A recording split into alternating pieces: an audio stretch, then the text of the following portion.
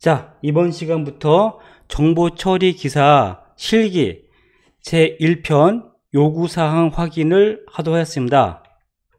자, 먼저 챕터 1이고요. 자, 현행 시스템을 분석하기. 이래가지고, 먼저 뭔가 개발을 하기 위해서는, 즉, 프로그램을 개발하기 위해서는 가장 먼저 해야 되는 게, 현행 시스템을 파악하는 거. 그게 되겠죠? 그래서, 이 현행 시스템 파악이라고 하는 것은 사용하는 소프트웨어 및 하드웨어를 파악하고 현행 시스템 구성되어 있는 하위 시스템, 그런 것들을 파악하고 확인하는 활동, 그거를 현행 시스템 파악이라고 하는 하는 것이고요.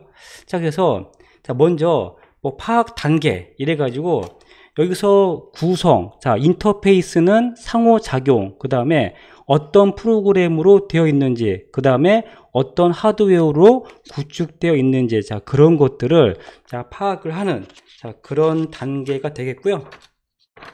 이건 그러니까 개발할 때는 이게 다 비슷해요. 즉, 먼저 요구사항을 확인하죠. 즉, 발주처가 어떠한 요구사항이 있는지 확인한 다음에, 그 다음에 분석을 해요. 분석을 한 다음에 그걸 가지고 설계를 하고, 그 다음에 이 설계를 가지고 개발자들이 구축, 구현을 하는 거죠. 즉 프로그램을 짜요. 그런 다음에 이제 그 개발이 끝나면은 테스트가 다 끝났어요. 그러면은 운용을 하면서 유지 보수를 하는 거죠. 그래서 이게 이제 큰 개발 사이클인데 거기서 요구사항 확인하기를 요구하고 있는 거예요. 그래서 그 요구사항 분류를 또 보면요, 크게 기능 요구사항이 있고 비기능 요구사항이 있는데, 이 기능 요구사항은 내가 지금 이러한 업무 화면이 있어요. 그 화면에서 어떤 버튼을 눌렀을 때 얘가 어떤 동작을 해야 되는지, 어떤 작업을 해야 되는지, 그런 것들을 정리한 게 바로 기능 요구사항이에요. 그래서 이것은 시스템이 외형적으로 나타내는 기능과 동작, 즉 어떤 동작을 해야 되는지를 다 문서화한 거예요. 그래서 이런 거 ATM 기계다 그러면은 입금 동작이 돼야 되고 출금 동작이 돼야 되고, 그런 것들이 바로 기능 요구사항이에요. 또 비기능 요구사항이 있는데, 이런 것들은 여기 성능, 품질, 보안, 이런 게 있는데, 이 요구사항 정의서에서 비기능 요구사항은 표현하는 게 보통 이래요. 사용이 편리해야 된다. 디자인이 예뻐야 된다. 검색 속도는 빨라야 된다. 보안성이 보장돼야 된다. 그런 식으로 좀 애매모호하게 적는 게 있거든요. 그런 것들은 비기능 요구사항이에요. 즉 여기 보면은 인터페이스 사용이 편리해야 된다. 그런 것들 적어 놓은 게 바로 비기능 요구사항이에요. 그리고 요구사항 개발도 그냥 막 요구사항을 쓰는 게 아니고요. 먼저 각 부서를 돌면서 어떤 요구사항이 있는지를 도출하는 거죠. 그 다음에 그 요구사항이 정당한 건지 또 업무에 적합한지를 확인한 다음에 그거를 이 명세라고 하는 것은 문서화예요. 얘를 그 용어로다가 정확한 용어를 써서 문서화하는 거죠. 그런 다음에 사용하는 사람들 있죠? 그 사람들한테 확인을 받는 거예요.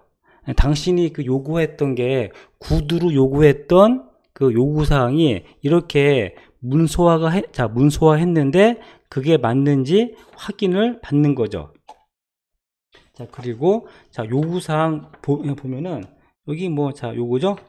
요구사항 도출. 요구사항 도출은 여기서 이제 요구를 찾는 거고, 보통 직접 인터뷰 많이 해요. 즉 시스템을 기존에 운영하고 있는 사람과 인터뷰 해가지고 현재 레거시 시스템이 어떠한 불편한 점이 있는지 그런 것도 하고, 아니면은 좀 돈이 있다 그러면은 워크숍도 하고, 아니면 서로 모여서, 그러니까 말 그대로 머리를 맞대고 회의하는 거, 자, 그런 것들을 해가지고 요구사항을 도출하고, 그 다음에, 자, 분석하는 거는, 자, 이게, 이 요구사항이 어떤 게 맞는지, 또는 정당한 건지, 자, 그런 것들을, 자, 분석하는 거예요. 그래서, 자, 이제 이 분석을 해야지만이 얘를, 자, 문서화할 수 있는데, 자, 여기 보면은 사용자의 요구사항을 이해하고 요구 분석 명세서, 즉 문서를 만드는 단계예요. 자, 그게 바로 요구사항 분석이고, 자, 그 다음에 그게 끝났으면 이제 문서화하는 거죠. 그래서 그 문서화할 때 여기 보면은 뭐 소단위 명세서가 있고 요구사항 명세서가 있는데, 자, 여기서 소단위 명세서는 각각의 업무를 쫙 분리한 거예요. 자, 분리해가지고, 요 업무가 끝나면은 이 업무를 해야 되고, 자, 그런 것들을 쭉, 자, 도식으로 그린 것이고, 또, 요구사항 명세 기법, 즉, 문서화 기법에는, 자, 수식이나 도형을 이용하는 정형 면세가 있고, 자, 비정형 면세는 우리가 쓰는 일반적인 언어, 즉, 뭐, 이 버튼을 눌렀을 때 조회 항목은 고객의 리스트가 조회된다. 자, 그런 식으로 글로 쓰는 게 바로 비정형 명세가 되는 거예요. 해서 아무래도 보기는 정형 명세가 좀 더 편하죠. 하지만은 이 정형 명세를 쓰기 위해서는 어느 정도 지식과 훈련이 있어야 돼요. 또, 자, 비정형 명세는 그냥 글로 쓰면 되는 거죠. 하지만은 보기가 어렵고 난해한, 자, 그러한 단점이 있어요. 자, 이제 요구사항 문서화가 끝났어요. 그러면은 그 문서화한 게 맞는지 확인하는 거예요. 그래서 여기 보면은 뭐 동료들한테 물어보는 거, 아니면 웍스루, 아니면은 여기 인스펙션, 뭐 자, 이런 것들이 바로 요구사항을 확인하는, 자, 그런 그 검증이 되겠고요. 자, 그 다음에 2번에 보면은, 자, 요구 분석 기법이 있는데, 자, 먼저 구조적 요구 분석을 하는 거는, 자, 분석 중복을 배제하고 도형 중심으로, 아무래도 글로 요구사항을 쓰는 것보다 도형을 가지고 하면은 전체 시스템을 일관성 있게 표현이 가능해요. 그래서, 자, 거기에는 자료 흐름도, 자료 사전, 소단위 명세서, 자, 그런 것들이 있는데, 처음에 이제 내가, 자, 개발자로 갔다. 그러면은 이거를 그려야 돼요. 먼저, 자, 설계, 분석부터 해야 되는데, 갑자기 나한테 자료 흐름도를 만들려고 하면은 막막하죠? 하지만은 그냥 만들려고 하는 게 아니고요. 자, 샘플을 줘요. 자, 샘플을 주고, 자, 요 샘플대로 분석을 해서 만들라라고 이제 던져주면은 그 샘플을 기초로 해서 내가 업무 분석한 거를 그리는 거죠. 자, 그래서 이제 이렇게 뭐 그냥 그 맨바닥에서 하는 게 아니고 다 샘플을 줘요. 자, 해서 여기 자료 흐름도라고 되어 있는데, 이것은, 자, 말 그대로 뭐예요? 자료가 흘러가는 과정을 그림으로 그리는 거예요. 그래서, 자, 이거를, 자, 그릴 때도, 자, 보면은, 자, 이런 거죠? 자, 만약에 내가 학과 관리 시스템, 뭐, 자, 그거를, 자, 개발하기 위해서 분석을 하는데, 자, 이렇게 자료 흐름도가 없으면은, 자, 이걸 가지고 업무 분석할 때 굉장히 막막하겠죠? 그래서 이렇게 내가 이제 요렇게 그 업무 분석했다라고 이제 그리는 거예요. 그래서, 자, 요런 형태가 바로 자료 흐름도인데, 여기서 이 네모나, 여기서 이거가, 자, 동그란 건 뭐냐면은, 자, 프로세스예요. 즉, 뭔가를 처리한다 라고 할 때는, 자, 그게 프로세스고, 그 다음에 요거 이제 그 터미널인데, 외부 객체, 즉 교사라고 하는 하나의 객체, 학생이라고 하는 하나의 객체, 그 다음에 자, 요거는 뭐냐면 그 위에 아래고 그 양옆에 뚫려 있는 게 자료 저장소, 즉 데이터를 이야기합니다. 그래서, 자, 이거를 이런 그림이 없이 글로 쓴다고 하면은 굉장히 막막하겠죠? 하지만은 이렇게 자료 흐름도를 딱 그려놓고 있으면은, 아, 교사가 학생을 성적을 관리하는구나 라고 업무 분석을 표현할 수가 있는 거예요. 자, 그 다음에 자료 사전이라고 되어 있는데, 이 자료 사전은 자, 뭔가 이 내용을 글로 쓰면은 굉장히 길고 난해해지는데, 얘를 딱 이렇게 정해진 형식에 따라서 이걸 자료 사전으로 만들면은 굉장히 압축을 해서 만들 수가 있어요. 즉, 자, 결제 방법에는, 자, 요 니꼬르가 정의죠? 자, 결제 방법에는 크게 현금 결제가 있죠? 그 다음에 요건 뭐냐면은, 자, 오화예요. 그래서 여기 보면은, 자, 이 오화가 있는데, 자, 이렇게 돼 있다. 그러면은 방법이 요것 또는 이것 또는 이것 또는 이거가 되는 거예요. 그래서 자, 내가 현금 결제도 있고 계좌 이체도 있고 신용카드로 결제할 수가 있는 거죠. 자, 이런 식으로 어때요? 자, 내가 이거를 자료 사전으로 하지 않고 글로 이거를 표현한다고 해보면은, 얘가 글로 쓰면은 뭐 구구절절이 길어지겠죠? 근데 이렇게 자, 자료 사전으로 딱 정리하면은 깔끔하게 자, 정리할 수 있는 자, 그런 장점이 있는 거예요. 물론 이렇게 하기 위해서는 일정 시간 자, 연습이 필요하죠. 자, 그 다음에 자, 또 이제 그 표현 방법 중에 자, 미니 스펙 해가지고 소단위 명세서라고 되어 있는데, 자, 얘는 구조적 언어로 이제 표현한 거예요. 그래서 지금 요 같은 경우에는 자, 급여 계산을 수여한다 하면은, 자, 먼저 고용자, 이게 이런 식으로 이제 이어지거든요. 자, 형태를 파악하고 급여액을 계산하고, 그 다음에 이게 바로 급여 계산 방법이고 내역서에 기록한다 하는 것들을 자, 요런 식으로 해가지고 표현하는 게 있어요. 자, 뭐 해서 이것도 자, 소단위 명세서라고 하는 것도 그 표현하는 방식은 다 조금씩 틀리고, 자, 샘플을 주기 때문에 그 샘플을 보면서 그리면 돼요. 그래서 자, 소단위 명세서가 있다 라고 보면 되고, 그 다음에 객체 지향 요구 분석. 자, 여기서 객체라고 하는 것은 하나의 오브젝트를 이야기합니다. 그래서 자, 여기서 독립된 존재, 그거를 자, 객체라고 이야기하고요. 자, 속성과 메소드가 있는데, 자, 요 예를 들면은 하나의 세탁기가 있어요. 자, 그러면 그 세탁기에서 이 세탁기도 속성과 메소드가 있는데, 자, 메소드는 뭐 세탁기의 문을 연다, 그 다음에 뭐 빨래를 넣는다, 세제를 넣는다, 자, 이런 게 메소드예요. 그래서 자, 이 객체가 그러니까 이 세탁기가 수행하는 동작, 이거를 메소드라고 하고요. 자, 그럼 자, 속성은 뭐냐면은 이 세탁기의 제조사 또는 뭐 특징 또는 뭐 가격, 뭐 그런 것들 있죠. 즉, 이 세탁기라고 하는 객체가 가지고 있는 정보, 특징, 자, 그런 것들을 자료의 형태로 표현한 것을 속성이라고 얘기해요. 자, 그래서 이렇게 이야기하고, 자, 그 다음에 자, 이 클래스라고 하는 것은 자, 공통된 것을 묶어 놓은 거예요. 즉, 세탁기 클래스는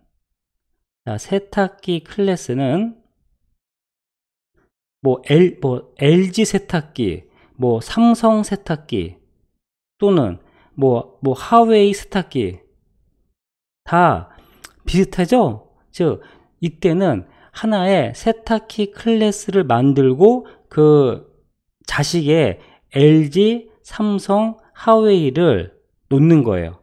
자, 그렇게 해가지고 얘를 이제 그 프로그램을 재사용할 수 있도록 만드는 게 클래스예요. 즉, 자, 틀을 만들고 추상화라고 하는 것은 뭐냐면은, 자, 요런 게 추상화죠. 즉, 이걸 보고서 강아지라는 걸 알죠? 즉, 자, 복잡한 거를 단순화한 게 바로 추상화잖아요. 자, 데이터를 추상화해가지고 이 LG, 삼성, 하웨이 세탁기를 하나의 세탁기로 추상화한 거예요. 그 다음에 자 메시지는 동작, 그 데이터, 자 그런 것들을 메시지라고 하고요. 자 그 다음에 여기서 자 객체 지향 분석 방법에는 뭐 럼바우 또는 코드 요든, 부치, 제콥슨, 자 그런 그 객체 지향 분석 방법이 있어요. 이거 다 사람 이름이고요. 그래서 여기서 뭐 자 럼바우의 객체 지향 분석 방법에는 자 요거는 좀 외우면 좋긴 한데 객동기, 저는 그렇게 외웠어요. 객동기 해가지고 자 객체 모델링, 동적 모델링, 그 다음에 자 기능 모델링이 있는데 자 여기서 객체 모델링을 하면은 객체도가 만들어지고요. 동적 모델링을 하면은 상태도가 만들어지고요. 그 다음에 기능 모델링을 하면은 자료 흐름도가 만들어지는 거예요. 그래서 자 요거는 자 객동기, 자 그냥 좀 외워두는 게 그냥 속 편해요. 네, 여기 자 객동기 순서가 객체 모델링을 하고 동적 모델링을 하고 그 다음에 자 기능 모델링을 한다. 자 그렇게 보시면 되고요.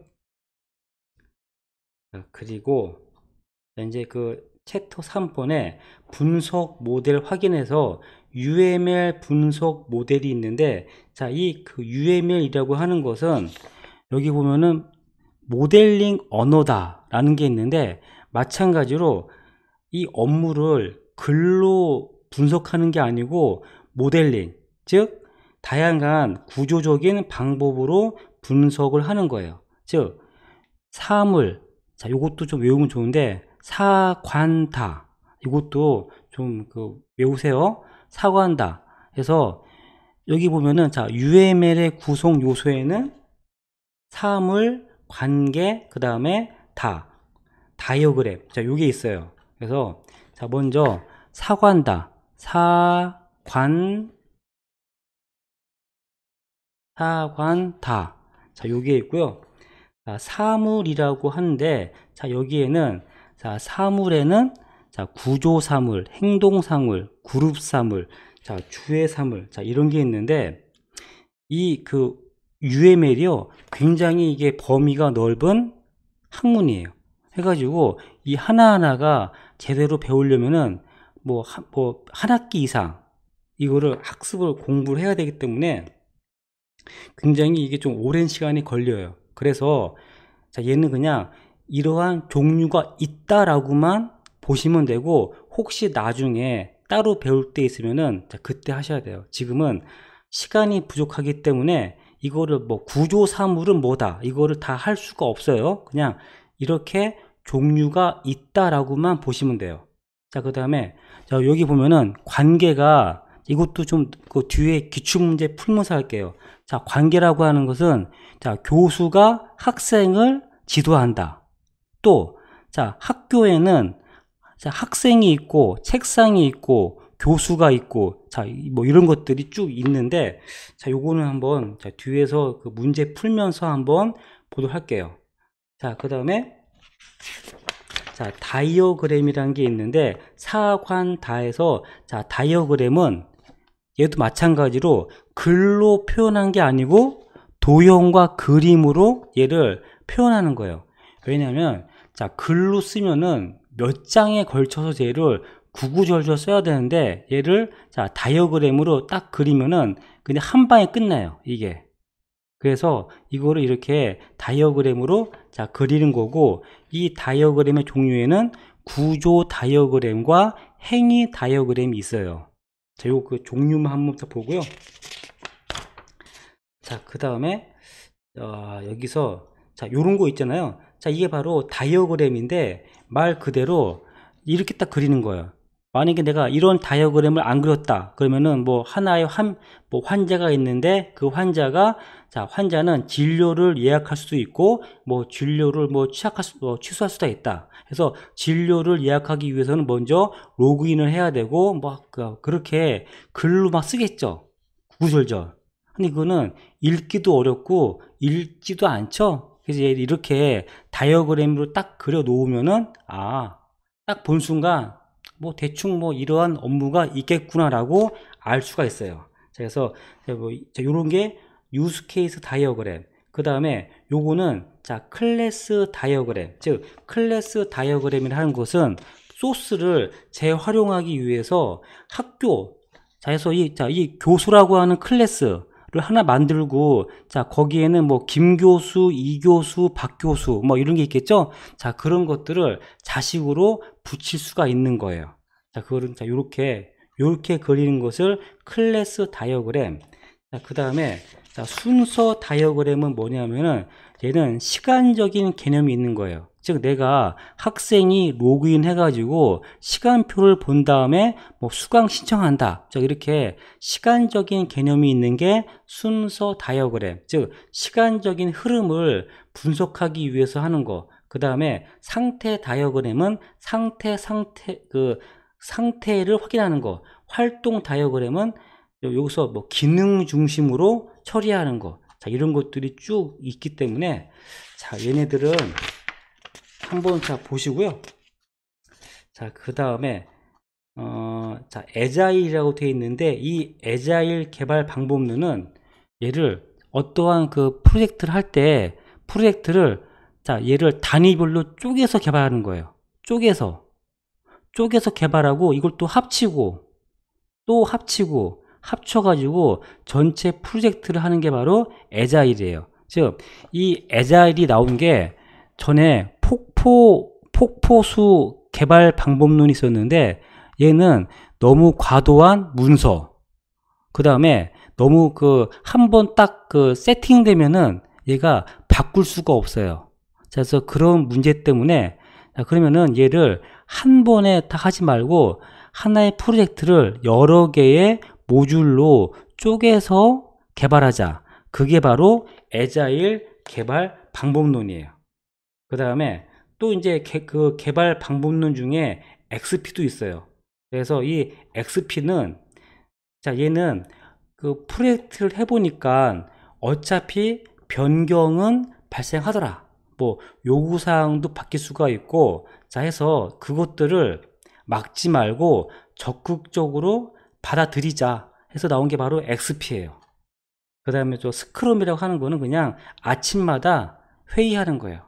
해가지고 이제 그 개발자들이 아침마다 모여서 회의해서 각자 진도와 부족한 점을 체크하는 게 스크럼이에요. 그래서 쭉 있으니까 자 한번 요거 자 문제를 풀면서 자 보도록 할게요. 자 먼저 1번 문제를 보면은 자 현행 시스템 파악하는 것에 가로 안에 공통으로 들어갈 말은 뭐냐면은 자 여기서 요 답은 하여간 아키텍처 구성도인데 여기서 그 아키텍처라고 하는 것은 이 아키텍처는요 설계도예요. 자, 이 설계도를 아키텍처라고 이야기합니다. 즉 아키텍처 구성도는 기간 업무 수행하기 위해서 계층별로 사용하고 있는 기술 요소들을 최상위 수준으로 그림으로 설계한 거예요. 그래서 현행 시스템 아키텍처 구성도 작성 시, 즉 현행 시스템의 설계도를 작성할 때는 작성 시 단위 업무 시스템별로 얘를 구성한다 하는 거예요. 자, 그래서 자 여기 이제 1번은 아키텍처 구성도, 즉 설계도라고 보시면 되고요. 자, 그다음 2번은 자 기능과 비기능이 있었죠. 그래서 자 기능은 어떤 버튼을 눌렀을 때 어떤 동작을 해야 되는지 자 그게 기능이고 자 비기능은 뭐 디자인이 예뻐야 된다, 사용이 편리해야 된다, 속도가 빨라야 된다. 자 그런 게 바로 비기능 요구사항이에요. 자 그 다음에 자 3번 보면은 게시판 작성을 위한 관리자 페이지, 얘는 기능이죠. 그 다음에 이벤트 자 속도가 빨라야 된다, 얘는 비기능이에요. 그 다음에 통계와 메뉴가 있어야 된다, 얘는 기능이죠. 그 다음에 자원은 자 모니터링 한다, 자 얘는 자 비기능이에요. 즉 자 비기능이라고 하는 것은 모니터링 한다, 살핀다, 자 그런 그 내용이 있으면은 걔는 비기능 요구사항이 되는 거예요. 그 다음에 4번을 보면은 자, 이 순서가 있는데 자, 비슷해요. 즉 처음에 요구사항 도출이 있고요. 요구사항 도출이 끝나면은 분석, 그 다음에 설계, 그 다음에 구현, 그 다음에 테스트. 자, 요 과정 거치는데, 자, 이제 그 설계자가 요구사항을 딱 도출했어요. 그러면은, 요게 지금 1번이죠? 얘가 1번이고요. 자, 요구사항 도출이 끝나면은, 이 요구사항이 맞는지, 자, 분석을 하는 거죠. 그래서 얘가 이제 분석이니까, 자, 얘가 이제 분석을 하고, 그 다음에 이 분석된 거를 가지고 문서화, 설계를 합니다. 자, 그런 다음에, 자, 이 설계 문서를 여기에 또 이제 할 수도 있는데 뭘 하냐면, 여기서 이 설계가 요구사항을 만족하는지, 확인을 하는 중간 단계를 넣을 수도 있어요. 즉, 이 설계 문서가 발주처가 작성한 요구사항을 만족하는지, 그래서 만족하면은 구현하고 아니면은 다시 돌아가는 거. 자, 그래서 요 순서가 지금 이렇게 되어 있잖아요. 요거에서 먼저 요거를 하고, 그 다음에 요구사항 분석을 하고, 그 다음에 요구사항을 문서화한 다음에 그 문서화한 요구사항이 맞는지 확인 단계를 넣을 수도 있어요. 자, 그렇고요. 자, 그 다음에 5번은 다음 표에서 설명하는 요구사항 도출 기법은, 자, 창의적인 아이디어 생산하기 위한 학습 도구이자, 자, 브레인스토밍이라고 하는 것은 말 그대로 뭐예요? 서로 머리를 맞대고 회의하는 거를 브레인스토밍이라고 이야기합니다. 그죠? 자, 그 다음에, 자, 6번을 볼게요. 자, 6번은, 자, 다음에서 설명하는 기법을 써라. 자, 얘는 크게 정형과 비정형이 있었죠? 그래서 비정형은 뭐 속도가 빨라야 된다, 디자인이 예뻐야 된다. 자, 이제 그런 것이고, 그러니까 비정형은 얘가 크게 비정형은 글로 쓰는 거예요. 비정형은 글로 얘를 구구장창 쓰는 게 비정형이에요. 그에 반해서 정형은 뭔가 정해진 형태, 즉 도형이나 그림이나 자, 그런 걸로 그리는 게 정형이에요. 자, 그래서 요거는 수학적 기호로 표현한다. 그럼 걔는 정형이에요. 자, 정형이고, 그래서 자, 수학적 기호로 표현하기 되기 때문에 뭔가 학습을 해야 되고 좀 연구해야 돼요. 하지만은 자, 이거를 글로 쓰는 것보다 훨씬 간결하고 정확하게 표현할 수 있는 장점이 있는 게 바로 정형 분석 방법이에요. 자, 그다음 7번은 자, UML 설명인데 괄호 안에 들어갈 말은, 자, 1번은 사관다. 자, 요거는 어쩔 수 없어요. 자, 요거는 사관다. 그래서 사물, 관계, 다이어그램. 자, 요거 어쩔 수가 좀 외우셔야 하고요. 그 다음에 구조 다이어그램 돼서 클래스 다이어그램은, 자, 클래스 다이어그램은 정리하고, 자, 표현한 다이어그램. 자, 클래스 다이어그램. 즉, 자, 세탁기에는 삼성, LG, 하웨이가 있다. 자, 그런 게 클래스 다이어그램이고요. 그 다음에, 자, 여기서 인터페이스인데, 자, 인터페이스는 상호작용이에요. 상호작용. 그래서 클래스와 기타 모델, 세트하는 모델 요소로서, 자, 인터페이스는 상호작용이라고 보시면 돼요. 자, 그렇고요. 자, 8번을 볼게요. 그 다음에 자, 8번을 보면은, 자, 다음은 UML 다이어그램인데요. 어떤 거냐 하면은, 자, 얘는 패키지 다이어그램이에요. 즉, 자, UML은 사물, 관계, 그 다음에 다이어그램인데, 그래서 내가 이거를 사고한다 이렇게 외우고, 다이어그램에도 자, 구조 다이어그램과 행위 다이어그램이 있어요. 자, 그 중에 요건 뭐냐면은, 자, 패키지 다이어그램인데요. 자, 이 그 패키지 다이어그램은 뭐냐면은 의존 관계를 자, 나타내는 자, 그 관계로서, 자, 쇼핑몰에는 인터넷 서점도 있고 인터넷 의류도 있고, 그 다음에 쇼핑몰에 뭐 영화 예매도 하고 있다, 뭐 이런 식으로 하나의 그 의존 관계를 나타내는 게 패키지 다이어그램이에요. 그래서 이렇게 설명할 수도 있고, 자, 결제하는 방법에는, 결제하는 방법에는 뭐 현금 결제, 뭐 신용카드 결제, 그 다음에 뭐 계좌이체 결제, 자, 그런 것들도 일종의 패키지 다이어그램이에요. 그 다음에, 자, 9번은, 자, 얘는 뭐, 자, 클래스 다이어그램. 해서, 자, 클래스는 여기, 자, 속성과 메소드, 즉, 세탁기라고 하는 클래스는 속성과 메소드로 구성되어 있고, 속성은 특징, 뭐, 가격, 뭐, 그런 것들이고, 메소드는 뭐, 세제를 넣는다, 뭐, 빨래를 넣는다, 뭐, 그런 것들 있죠? 자, 그렇게 표현한 게 바로 클래스 다이어그램이에요.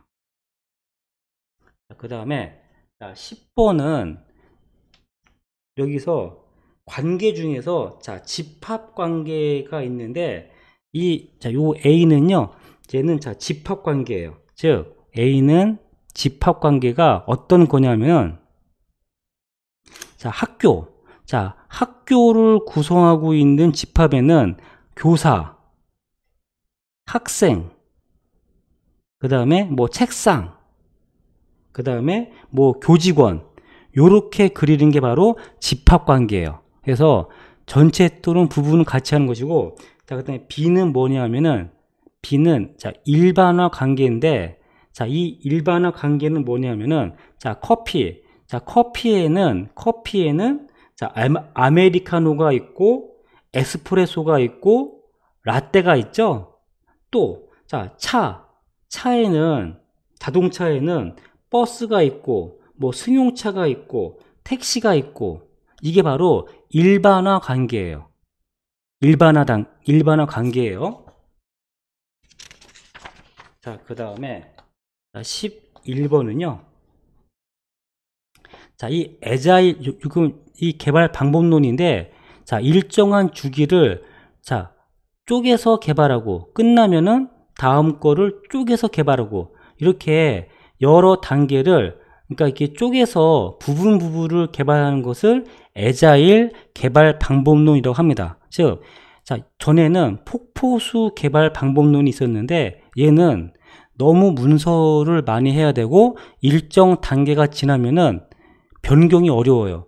그래서 이 폭포수 개발 방법론을 좀 간략한 게 애자일 개발 방법론이에요. 그래서 자, 11번은 애자일 개발 방법론이 되는 거예요. 자, 해서 이번 시간에는 자, 여기까지 강의하고요. 자, 다음 시간은 자, 여기 이어서 하도록 하겠습니다. 네, 자, 고생했습니다.